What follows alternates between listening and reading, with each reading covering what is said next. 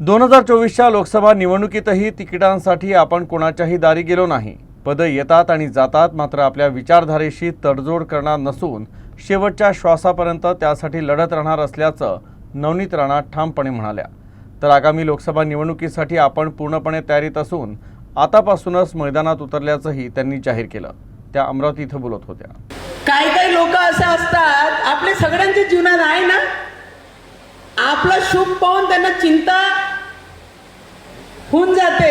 ऐसे शुभचिंतक मेरे भी कुछ थे और 8 दिन कंटिन्यू ये चलाया कि नवनीत राणा एनसीपी के दरवाजे पे, नवनीत राणा एनसीपी के दरवाजे पे।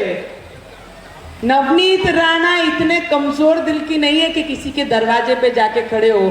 2014 में तो टिकट लेने किसी की यहाँ नहीं गई, और आज एक राज्यसभा की पद छोड़कर मैं मेरे निर्णयों के साथ मेरी आइडियोलॉजी और मेरे विचारों को नहीं छोड़ा।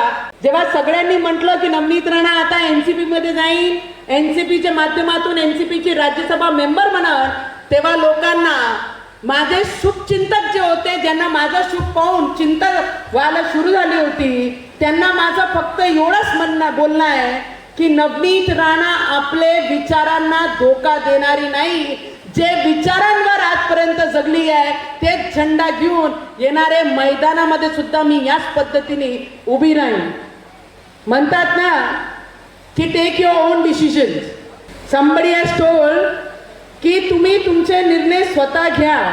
जर तुम्ही तुमचे निर्णय घेण्या क्षमता ठेवली नाही तर तुमचे निर्णय कोणी दुसरा घेईल।